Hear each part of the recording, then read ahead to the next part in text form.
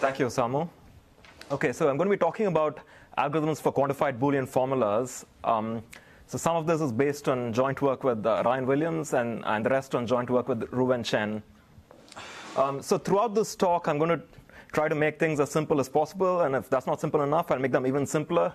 Probably the most challenging part will be my handwriting, so if you have any issues with reading anything or anything else, let me know. So the basic structure of the talk, I'm going to start with just describing kind of a high-level perspective on the connections between algorithms and lower bounds, because a lot of the talks today deal with those connections. And then I'm going to go on to give some of the basic background for this problem and state our results. And I hope to give basically the complete proofs of at least a couple of these results. It should be completely understandable. That's what I'm shooting for. And then I'll end with, if there's time, with the conjecture, which I think might be interesting. So if you went to the boot camp, I think this is something that you might find interesting.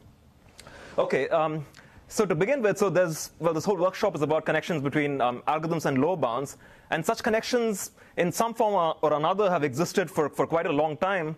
But more recently, they've taken the form of connections between satisfiability algorithms and circuit lower bounds. So essentially, you have algorithms for these problems such as circuit satisfiability, or what Shrikant spoke about yesterday, which is the compression problem, where you have the truth table of a Boolean function. And if that Boolean function has small circuits, you want to somehow compute a smaller representation of that Boolean function in time polynomial in the size of the truth table. So that's the compression problem. And the satisfiability problem, of course, is just that you're given a circuit and you want to know whether it's satisfiable or not. And somehow you want non-trivial algorithms for these problems. And such non-trivial algorithms yield circuit lower bounds. So there's a result of Ryan Williams, which says that satisfiability algorithms for most natural classes of circuits give circuit lower bounds. And there's a result due to Valentin and others, which says that compression algorithms give lower bounds. So I guess these can be thought of as approaches to proving circuit lower bounds. And given that we've been stuck on showing lower bounds for explicit functions for quite a long time now, this is a viable approach. And although it's not as strong in that it only proves lower bounds for exponential time classes so far, like non-terms like exponential time, it still represents some progress. But somehow these algorithms that you design for satisfiability or compression, well, the question is, where do they come from, right? So you have to be somehow able to design and analyze these algorithms. And to do that, you somehow had exploit some properties of the circuit class C. So in this talk, I'm going to be interested more in this reverse connection, so which probably has seen actually even more work than the connection from algorithms to lower bounds, which is using ideas from lower bounds and complexity theory to design algorithms, right? And kind of at a very high level, what's happening is that somehow you're using some property Q of functions that are computed by small circuits, and you're trying to exploit that property to give algorithms for satisfiability of the compression problem that are non-trivial. So for example, such a property could be for AC0 circuits that they have decision trees of non-trivial size, which is true. Or for formulas, for De Morgan formulas of subquadratic size, that again they have decision trees of non-trivial size. And in the case of ACC0, that they have a representation as depth 2 circuits, where the bottom level consists of ANDs of small Fanon, and the top level is a symmetric gate. So these are all properties. In some cases, we can actually find a function explicitly that doesn't have the property, and thereby prove an explicit lower bound. But in other cases, such as with ACC0, we don't know how to do that. We only know how to indirectly prove a lower bound by going through this connection, after using the property to design an algorithm.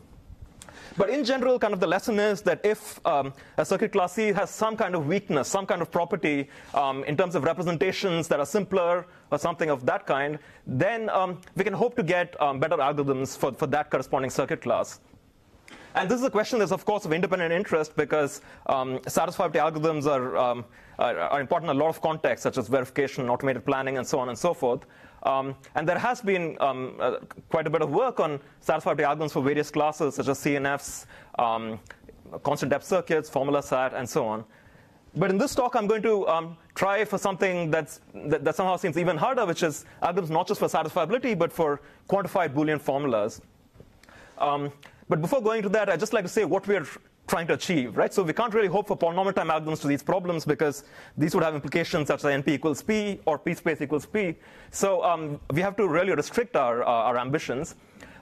So we have this notion of the savings of an algorithm, which is somehow gives you kind of an estimate of how much the algorithm is saving over the trivial algorithm. So for a problem, we say it has savings R if the algorithm runs in time 2 to the n minus R. And I guess I need to be clear about what capital R and capital N are.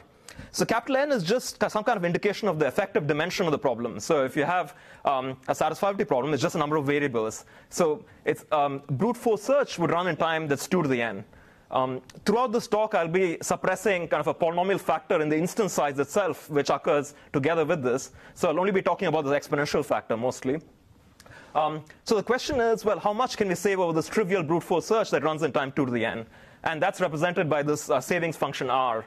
And I'm deliberately being kind of imprecise about how R depends on n, because it might not depend just on n, but some other parameters of the instance, as we'll see.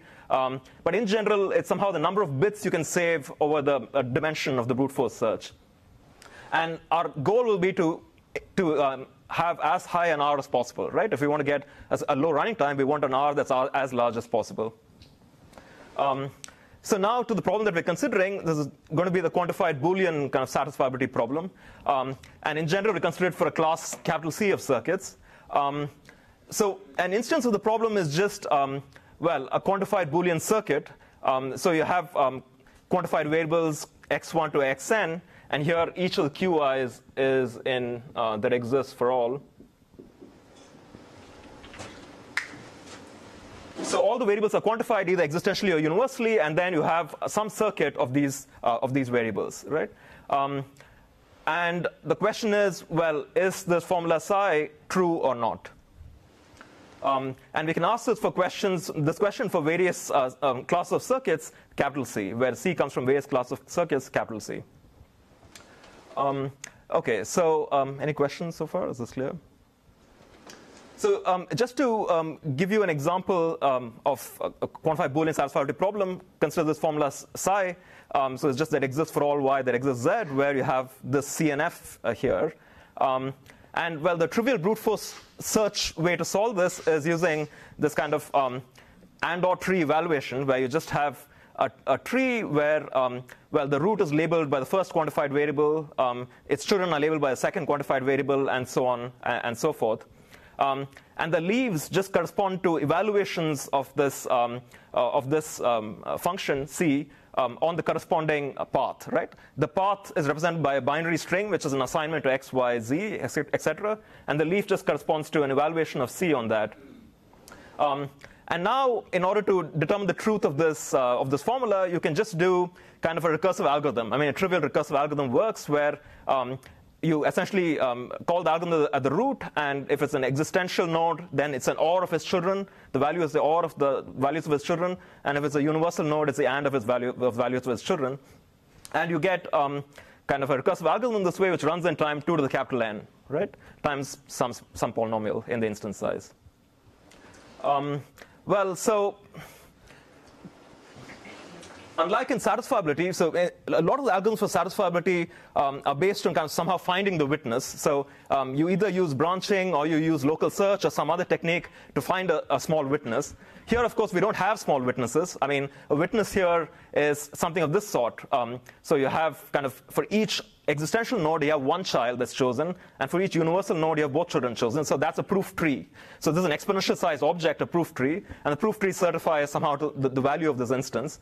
So the usual kind of algorithmic paradigms for satisfiability don't seem to quite work in this context to give anything interesting. But nevertheless, we'll see that our algorithmic approach is based on somehow reducing to satisfiability. So an important parameter here throughout is going to be this parameter k, which is somehow the number of quantified blocks, right? So I'm assuming throughout the instance is in Prinx normal form. So the variables are all quantified, and then you're evaluating a circuit on those values. And well, so the variables are quantified in different ways. But if you consider a maximal kind of block of variables that's quantified the same way, that's what we call a quantifier block. So there could be a long block of existential variables, and then a block of universal variables, and so on. And that's what capital K is. And it turns out that the complexity of this problem is kind of closely tied to what k is, at least as far as we know. And I'll be trying to explain how that works. OK, so that's the setup for the problem. Any questions so far? So now more to the results. So we have some upper bounds, and we have some connections to circuit lower bounds. This result here is joined to the Reuven, and the others are with Ryan. So the upper bounds are, so for QB CNF set, so where this circuit here is just a CNF formula, we have savings that's omega of n to the 1 over k plus 1. So remember that k is just a number of quantifier blocks. So when you have a small number of quantifier blocks, we can get quite significant savings for QB CNF set. This is still not quite as significant as you can for satisfiability, where quite often you can get linear savings or close to linear savings. But we'll see that somehow going beyond this will take new ideas. So that's for CNF set. So for quantified Boolean circuit set, so this seems pretty much hopeless because, well, circuit set is a problem that we don't know how to beat brute force search for at all. The best thing we know is the trivial algorithm. But if the number of quantifier blocks is large, then we can get non-trivial savings here. So this is somehow a difference between the polynomial time setting and the exponential time setting. Because in the polynomial time setting, well, you think of p space as being harder than np. But when you think about exact complexity, sometimes something like having more alternations can help you design a faster algorithm. And this is actually this result is almost immediate from some previous work. I'll describe how later on in the talk. But I'd like to point out that these two results together, so this result, of course, also works for CNFs. What those two results together imply is somehow that the hard range of k is k that's between log n over log n and k equals log n. So when you have a logarithmic number of quantifiers, that's when we don't know how to get non-trivial savings. So generally speaking, the regime where non-trivial savings are hard is somehow the hard kind of set of instances. And here, when k is little of log n over log n, we have non-trivial savings, namely savings omega of log n. So anything that's better than log n, we call non-trivial. So when k is small, we have non-trivial savings from this result. When k is large, we have non-trivial savings from this result. And it's only the k in the middle that we're somehow not able to deal with. So these are results for CNF sat and circuit sat. And for formula sat, we have a result that's quite close to this, that the savings, again, is where you have an n to the omega 1 over k, and omega 1 over k in the exponent. But this only works for small formulas. So it only works when the formula size is n to the 5/4 minus omega 1. But you would expect that because even to solve satisfiability, we don't know how to do that when, say, the formula size is more than cubic. And that's closely related to the question of proving low bounds for formulas of size more than cubic. So somehow you expect some kind of constraint on the formula size here, because the quantified Boolean formula set problem is harder than the formula set problem. OK, so that's about upper bounds. So you could wonder about how much you could hope to improve these results, because they seem like mild improvements of brute force search. Well, I mean, it's kind of like a sub-exponential improvement, a factor improvement. But, well, maybe you can get something better than this, omega n. Well, what we show is we don't quite rule this out. We don't give a hardness result, but we give a different kind of result. We show that modulo the current state of knowledge and complexity theory, this is essentially the best we can hope to do. If we improved any of these algorithms, then we would actually get new low bounds. And we do this by kind of connecting improved algorithms for these problems to circuit low bounds. So in general, if you had non-trivial savings, namely savings omega of log n for QBCNF sat, if you had that for any range of parameters, so savings that doesn't depend on k somehow, but is always omega of log n, then you'd get that nx doesn't have polynomial size formulas. So by NC1 here, I mean the non-uniform class, not the uniform class, which is clearly strictly contained in x. So you get non-uniform Boolean formula low bounds for nx if you have savings omega of log n.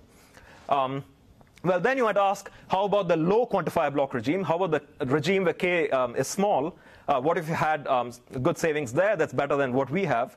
Well, there again, if you got kind of n to the omega of 1 over k savings, so if you have some function here that's little omega of 1 over k, that would also imply new formula size low bounds. That would also imply that next is not an NC1. So in some sense, these two results together are kind of tight modulo what we know in complexity theory so far. OK, any questions? So what I'm going to do is I'm going to first tell you this algorithm. So it's fairly simple to describe and simple to analyze. And I'll try to give some intuition for it at first, and then hopefully tell you the whole algorithm and its analysis. Then I'll say something about this result, which actually it pretty much follows from what is already known, but you just need to look at it the right way, and I'll tell you about that.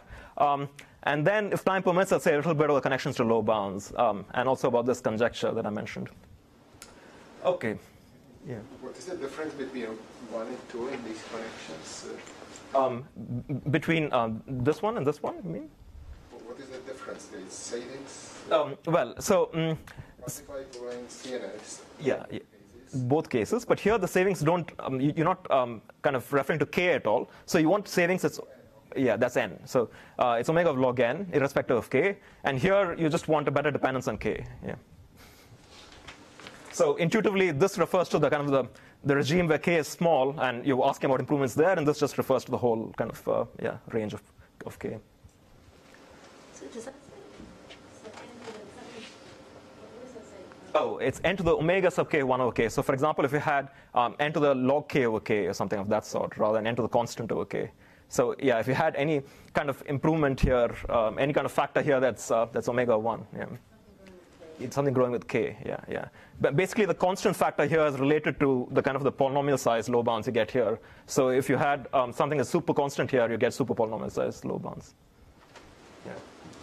It's important to note that in point 1, you only need that to hold when the number of quantifier blocks is ordered. That's right, yeah. So you may not be in log n or log n and log n, but yeah. Because as I said before, you already have non-trivial savings. In the connection. Yeah. You only have to get super logarithmic savings when the number of quantifier blocks is ordered. Yeah. When the number of quantified blocks is small or very large, we have savings non-trivial already. So essentially, we just need to get this for k equals theta of log n, or somewhere around that range. And that would give new low bounds. And as you see, the algorithms that we have are fairly simple. So, it doesn't seem too implausible that something more sophisticated could give you a better algorithm. But then again, maybe the problem is so unstructured that we can't really hope to do anything more. So it depends whether you're an optimist or a pessimist. And also what being an optimist means. Does it mean you have to prove low bounds or give algorithms? That's the other question. Yeah.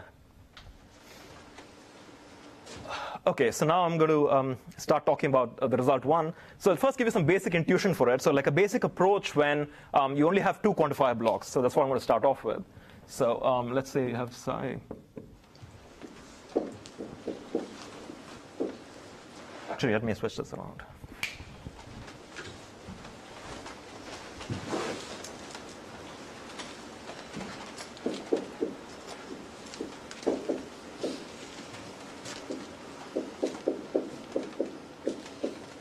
So when I write things in this way, these are vectors of variables. So I'm just like this is a case where there are 2 blocks. There's one universal block and then one existential block. And the question is, well, is this formula psi true? So how do you hope to analyze this, right? So this is the first case beyond satisfiability. So what we're going to do is rely on satisfiability algorithms for CNFs and more generally for constant depth circuits. So we're going to try to reduce this problem to satisfiability for CNFs and for constant depth circuits. So in one case here, when the size of y is large, so there's essentially 2 cases. So if size of y is bigger than n to the epsilon, I'll kind of say more about epsilon later. So if this quantifier block is large, then brute force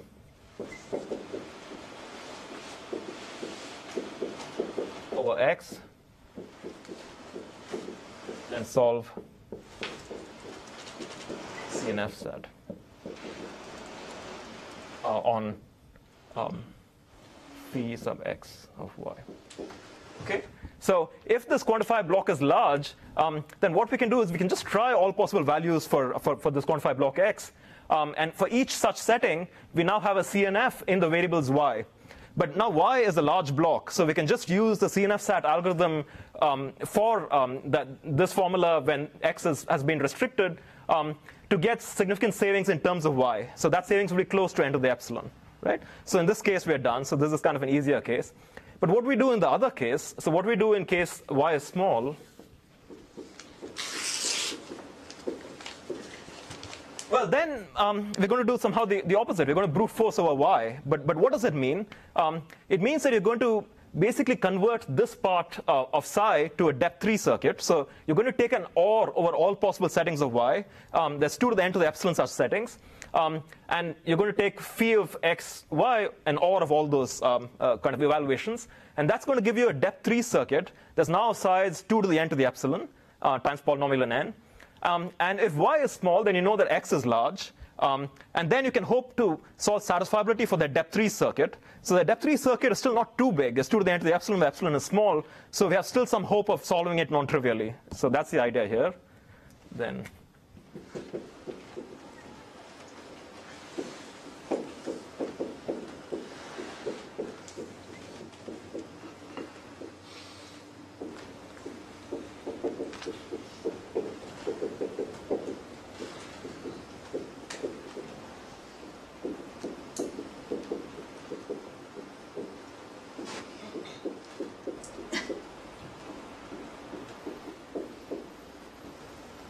So now C is something that depends only on X, and you just solve the satisfiability problem in C. But for this, of course, we do need satisfiability algorithms for depth 3 circuits. And not just for polynomial size depth 3 circuits, but for larger depth 3 circuits, for size 2 to the n to the epsilon. But of course, epsilon is kind of up to us to choose. We can decide when we do this and when we do this.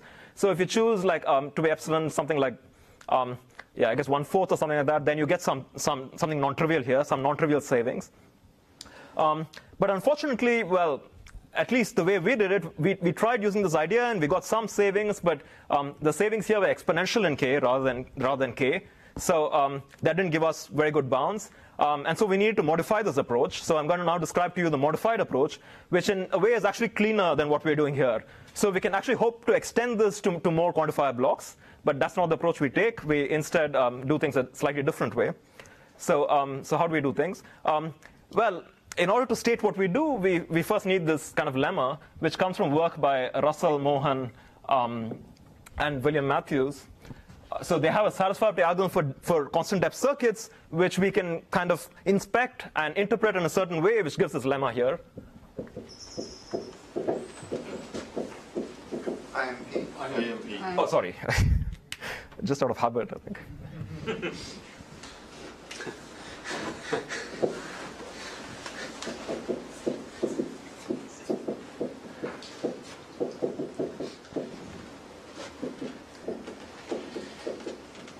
So there's an algorithm which, given a circuit C of a certain size and a certain depth, so size S and depth D.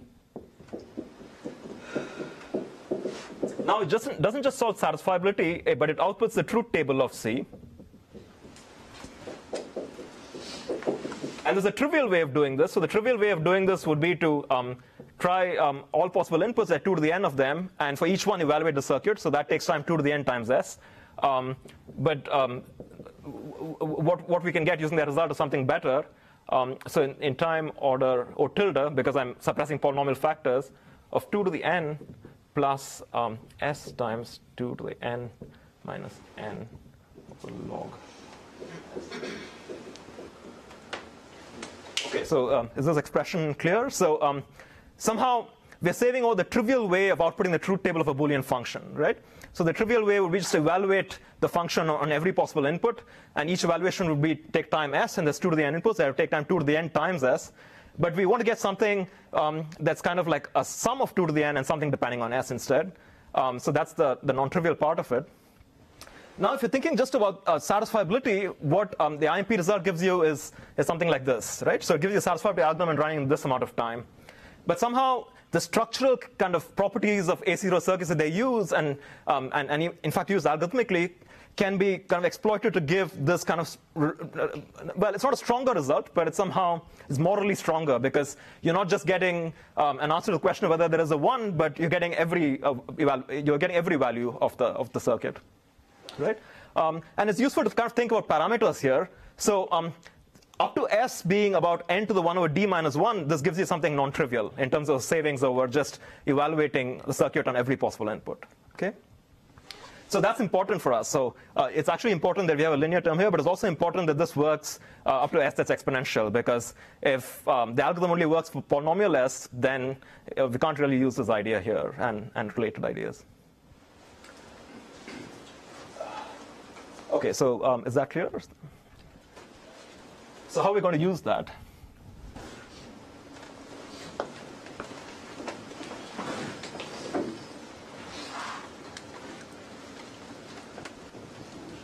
So the idea is just memorization. So it's fairly simple to describe. So let's say you have a formula psi, which is, let's say that exists x1 for all x2, and so on. And then some c of x1. In fact, I won't use c. It will be better to use c. Because there's a c and f here. So what we're going to do is we're going to kind of break up the variables into two blocks. So we're going to somehow partition things. So we're going to look at the first n prime variables, where n prime equals n minus n to the 1 over k plus 2.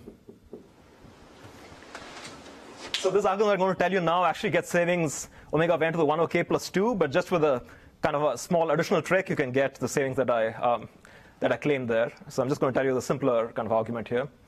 So you take this first block of n prime variables, and then, the remaining variables, so there's remaining quantified variables, that's n to the 1 over k plus 2 of them. So you just kind of convert this part of the formula now into a constant depth circuit. So how do you do that? Well, you just brute force over the quantified variables to get circuit. So there's now a circuit of size 2 to the n to the 1 over k plus 2, and depth at most k plus 2.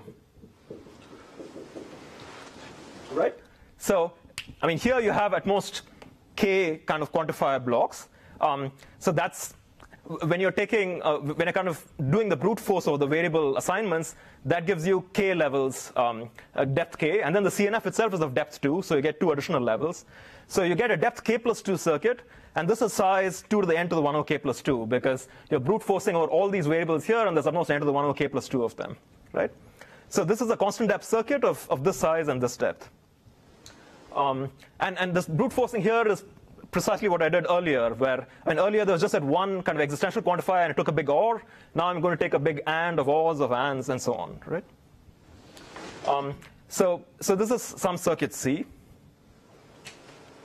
And now, of course, the truth of psi is equivalent to this kind of sequence of kind of quantifications of whether C of that set of variables is true or not, right? So now psi is equivalent to C of, that exists x1 and so on, of C of x1 and so on, but only until xn prime, right? Now we have a circuit on only n prime variables. So I'm confused about the breaking up with the how it interacts with the alternations of the quantifier. Okay, so suppose you have.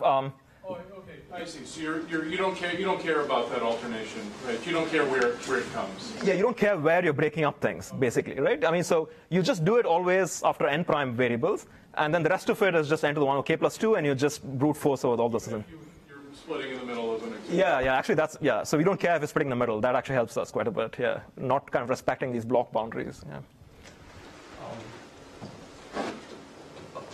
Okay, so basically doing this and using memorization together with the lemma we had earlier essentially gives you the result. So let me explain why.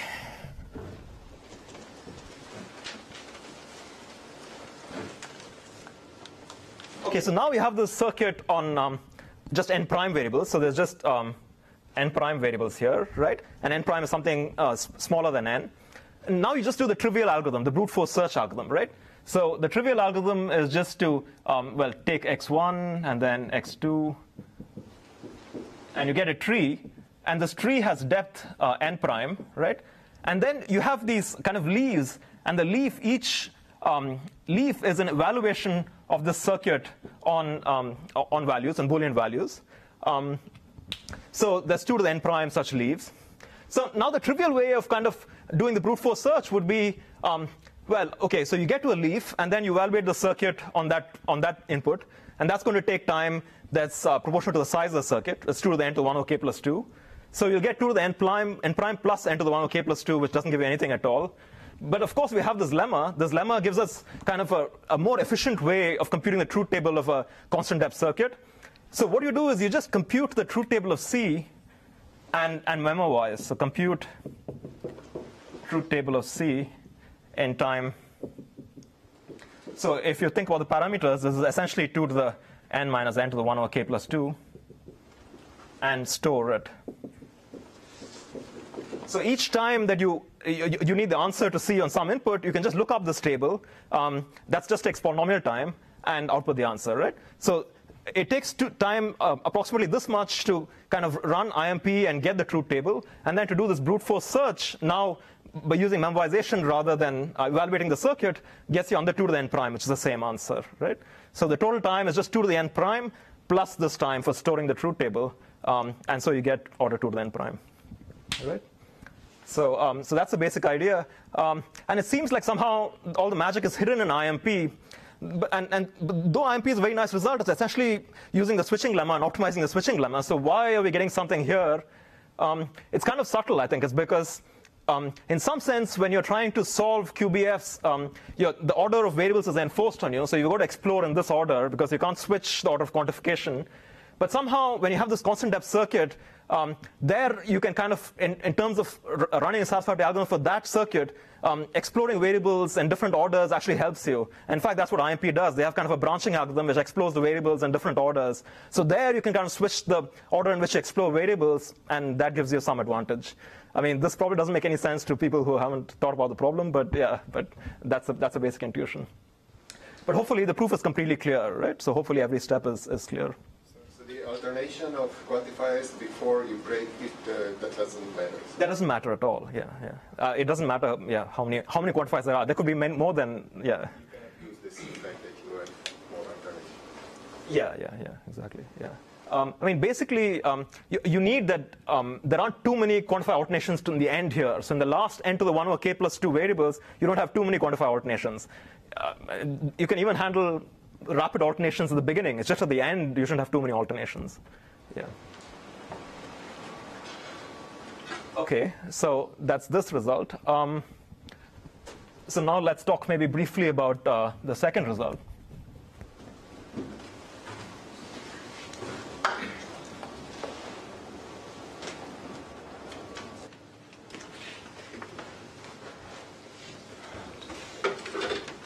Okay, so for the second result, it actually just follows from like known results about the zero error query complexity of and/or tree evaluation, right? So the and/or tree evaluation problem is just that you have like a balanced formula with ands and ors. And of course, you keep alternating, and then you have, of course, values of the leaves.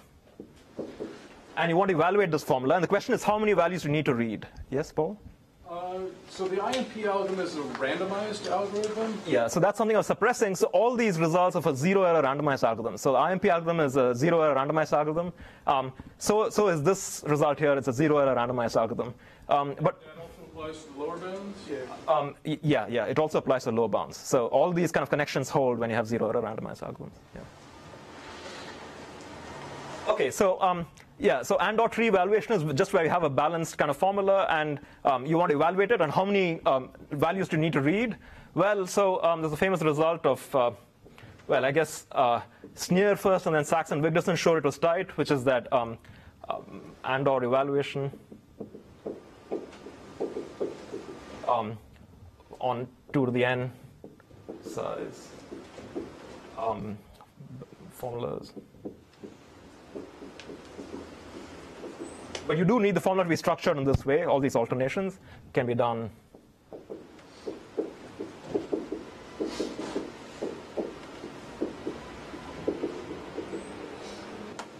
So you get some kind of a savings in the exponent here, so 0.753n. And the idea is very simple, right? In fact, I can explain it. So what's the idea? So you want to evaluate this kind of formula, and you know that there are lots of alternations in it. So suppose that the true value is a 0, right? that means that one of these two nodes should evaluate to a 0. But if you just choose kind of a child at random and then evaluate it, with probability half, you'll get the answer right away. You'll get a 0 right away. Well, with probability half, you'll have to wait for the other child to get the 0. Because if this is 0, one of the two children is a 0. And if you know that a child is 0, you know that the AND is going to be a 0, right? So somehow, you don't need to explore both branches. In expectation, you need to explore 3/2 branches. So essentially, this makes the branching factor 3/2 rather than 2, which gets you savings the more alternations you have. So this is, of course, when you have the answer being a 0. But if the answer is a 1, then both of these children are 1s. And then you get the same kind of branching factor improvement in both of these children, just by duality. So if the OR is a 1, then both children here must be 1, and similarly, both children here must be 1. And then exploring the tree at random is going to give you the right answer without having to explore both children. In expectation, you just need to explore 3/2. So somehow this kind of improvement you get where the branching factor that you expect is 3/2 rather than 2 for each alternation. And this is the idea that they use, but this, of course, generalizes to say that when you have k alternations, then you get kind of savings omega of k, because each time you improve on the branching factor, that's like an omega-1 savings in the exponent of your algorithm. So that's how you get this result here. But yeah, and of course you get it for circuit sat because you don't really care what these values here are. You can kind of, it's a decision tree result. You can just read these values, and then you still get the same result. You're not really using the fact that C has some structure, whereas for these results you do use that fact. And for this third upper bound here, well, it's kind of like a more kind of complicated version of this. So you kind of like try to do the same thing, but now, well, I guess I've erased the part where I was blowing up the quantifier blocks to get a constant depth circuit. Now you won't get an AC0 circuit, but an AC0 circuit with small formulas at the leaves, and you need to prove a result of this kind for such circuits, and that's what Rowan and I do, and get the savings in this case as well. Okay, any questions?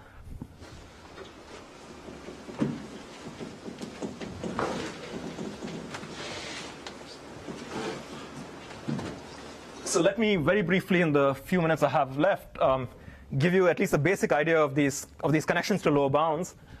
So what they rely on is this kind of this result of Ryan's that I told you about earlier.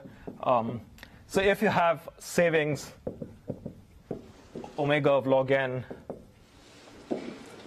for CSAT, and this holds for a variety of a class of circuits, you just need some basic closure operations, then this implies that next is not in C. And now somehow we want to deal with C being formulas, right? Well, our savings are just for QBC and FSAT, but we want to prove this kind of implication that next is not an NC1, that it doesn't have polynomial size formulas. So we essentially encode formulas in terms of C and Fs by using slightly more alternations. That's the idea. So there are two lemmas that we have, and those give you these two results. So the first one says that there is a polytime reduction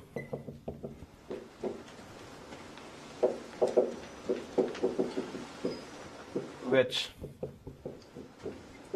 given formula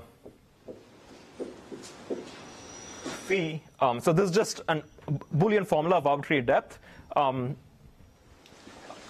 outputs an equivalent QB, C, and F with n plus order log n variables. So this is the critical part. You need to somehow do this reduction. So you need to somehow reduce formulas to QB, C, and S, but without adding too many additional variables. You add only very few variables. And intuitively, this kind of order log n corresponds to the depth of the formula. For each level of the formula, you can assume it's balanced. For each level, you somehow add a variable and use quantification cleverly so that you're able to get such a reduction. And now how does this result follow from this theorem and this lemma? Well, we want to solve formula sat better than brute force search. So we first apply the reduction and get kind of an instance of QB, C, and F sat. And then by this kind of assumption, we get savings omega log n there. So you also get savings omega log n for formula sat, and that gives you that next is not an NC1, right? And we have kind of an analogous lemma for the other case, where if you also insist that you don't add too many extra kind of quantifier blocks, if you only add k quantifier blocks, then the order log n is n to the 1 over k, essentially.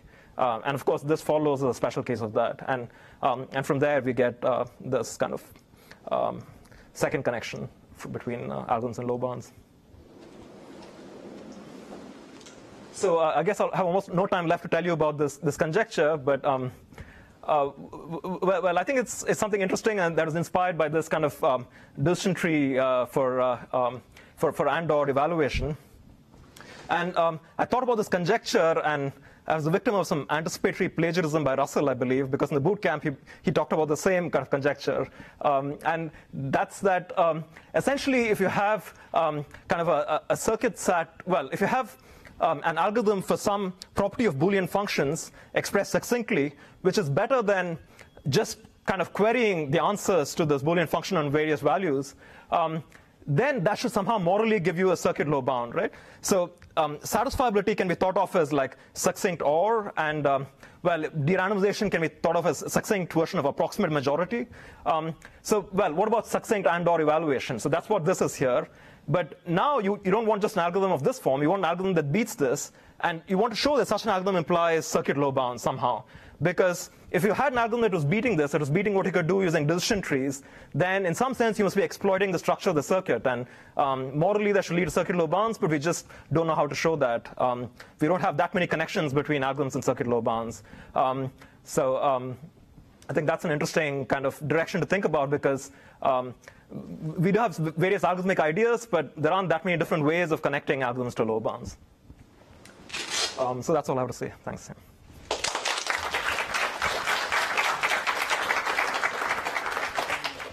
for question? Yeah. So I was wondering whether your succinct set conjecture, I'm thinking about the manual talk on the MC0 reduction. How do you think this might help or kind of make it more difficult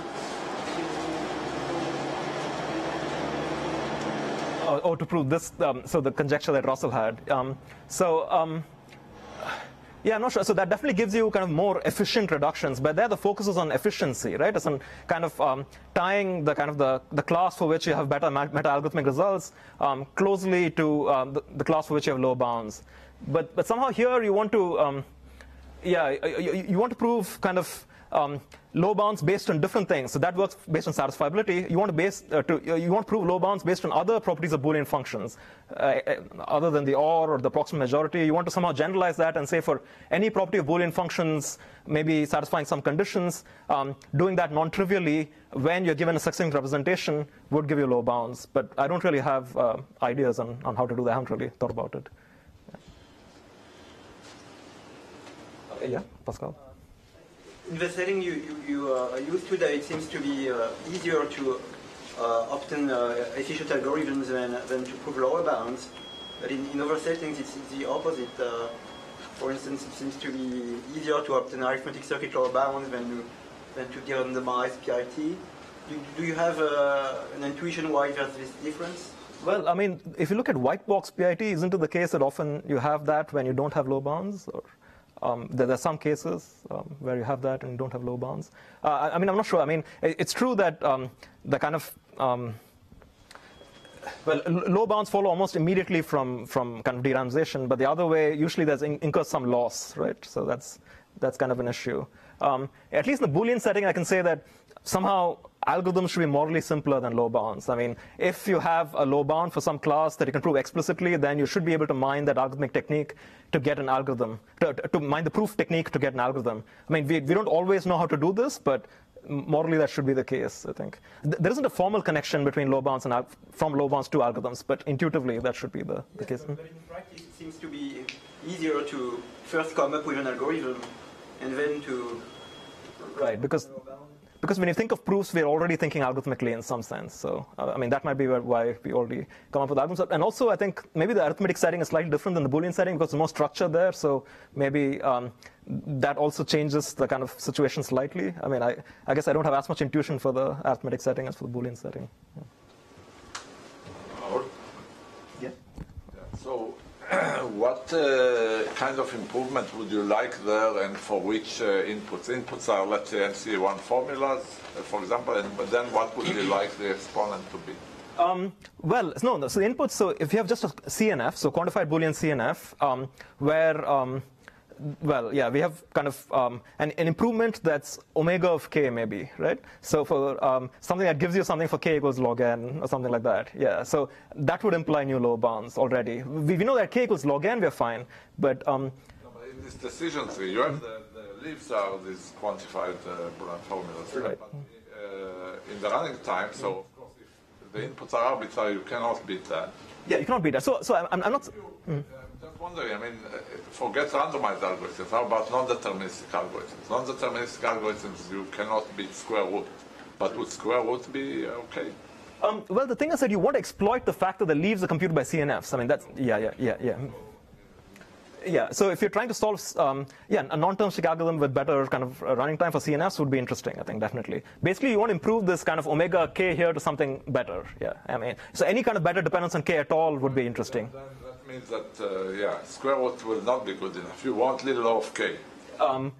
Omega of k, omega, yeah, that's right, yeah. So somehow you want to exploit the fact that you have CNFs. I mean, that's the key thing, yeah, to get better.